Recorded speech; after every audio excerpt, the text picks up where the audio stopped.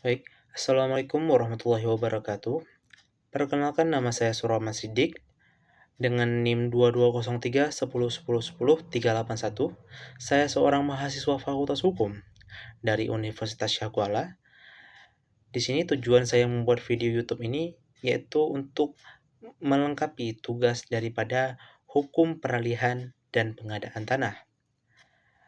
Tugasnya yaitu adalah menjawab beberapa pertanyaan mengenai pengadaan tanah. Sebelum saya masuk ke dalam jawaban tersebut, izinkan saya untuk menjelaskan terlebih dahulu apa itu pengadaan tanah. Pengadaan tanah ialah menyediakan tanah untuk kepentingan umum, yang mana dalam hal ini untuk instansi pemerintahan yang akan melaksanakan kepentingan umum dengan cara mengganti kerugian kepada yang berhak dengan adil. Selanjutnya, saya akan menjawab beberapa pertanyaan mengenai pengadaan tanah. Baik, pertanyaan yang pertama, yaitu adalah jelaskan alur tahapan pelaksanaan pengadaan tanah, serta sebutkan dasar hukumnya. Di mana dasar hukumnya dapat kita lihat pada Undang-Undang Nomor 2 Tahun 2012, tepatnya pada pasal 27 ayat 2, di mana pelaksanaan tanah itu ada lima tahap, yaitu ada inventarisasi dan identifikasi penguasaan, pemilikan, penggunaan, dan pemanfaatan. Yang kedua yaitu adalah penilaian ganti kerugian. Yang ketiga, musyawarah penetapan ganti rugi. Dan yang keempat, pemberian ganti kerugian. Dan yang kelima yaitu adalah pelepasan tanah instansi. Di mana pada inventarisasi dan identifikasi itu mencakup pemetaan dan pengukuran tanah, di mana tanah tersebut diukur, berapa ukuran daripada tanah tersebut yang akan dijadikan sebagai objek pengadaan tanah tadi.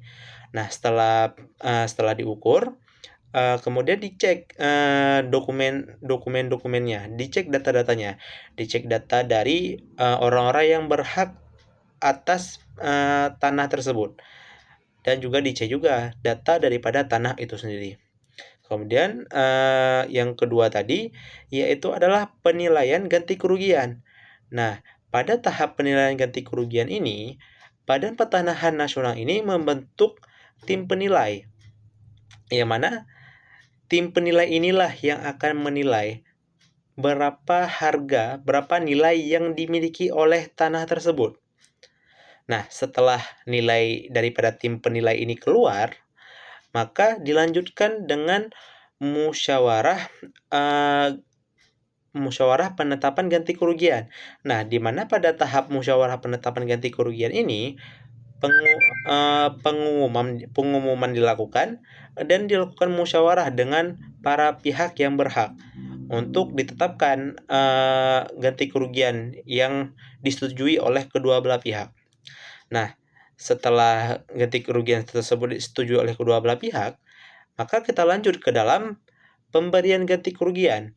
Nah, pada tahap pemberian ganti kerugian ini, sebenarnya tidak hanya dilakukan pemberian ganti kerugian saja, tetapi juga ada pelepasan hak, di mana setelah ganti kerugian diberikan kepada pihak yang berhak ini, maka pihak yang berhak atas tanah tersebut melepaskan haknya atas tanah dengan menyerahkan dokumen-dokumen kepemilikan ataupun dokumen-dokumen penguasaan atas tanah tersebut. Setelah pelepasan hak, maka kita lanjut ke dalam pelepasan tanah instansi. Nah, pada tahap pelepasan tanah instansi ini, tanah tersebut sudah dipegang oleh Badan Pertanahan Nasional. Nah, setelah itu Badan Pertanahan Nasional menyerahkan tanah tersebut untuk kepentingan umum, yakni menyerahkan tanah tersebut ke instansi yang memerlukannya.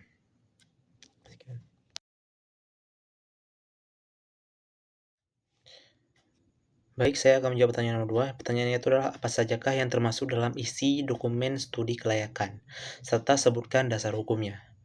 di mana mengenai penjelasan ini dapat kita lihat pada pasal 15 ayat 2 Undang-Undang Nomor 2 Tahun 2012 mengenai studi kelayakan yang mencakup survei sosial ekonomi, kelayakan lokasi, analisis biaya dan manfaat, pembangunan bagi wilayah dan masyarakat. Selanjutnya yaitu perkiraan nilai tanah, kemudian dampak lingkungan dan dampak sosial yang mungkin timbul daripada akibat pengadaan tanah dan pembangunan, dan studi lain yang diperlukan. Di mana studi lain yang diperlukan ini sangatlah melihat daripada instansi yang meminta pengadaan tanah ini. Di mana pengadaan tanah ini digunakan untuk kepentingan umum seperti apa instansi tersebut memintanya.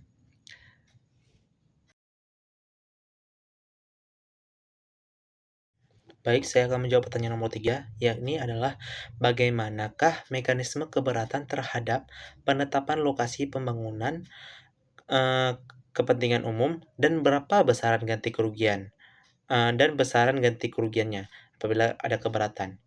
Yang pertama, jika ada keberatan terhadap penetapan lokasi ataupun dalam hal ini adalah suatu keputusan yang dikeluarkan oleh badan atau pejabat pemerintah, maka selama 30 hari setelah penetapan itu dikeluarkan, dapat dilakukan gugatan ke peradilan tun selama 30 hari sejak penetapan itu dikeluarkan. Namun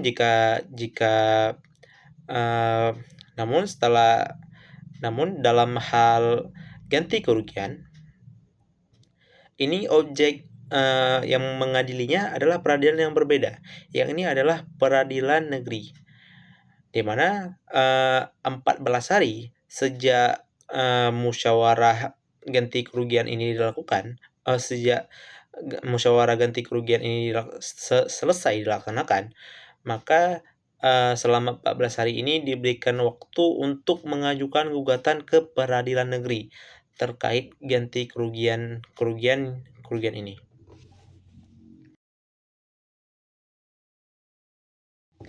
Saya akan menjawab pertanyaan nomor 4, yakni siapa sajakah yang termasuk dalam kategori pihak yang berhak mendapat ganti kerugian dalam pengadaan tanah, serta sebutkan dasar hukumnya.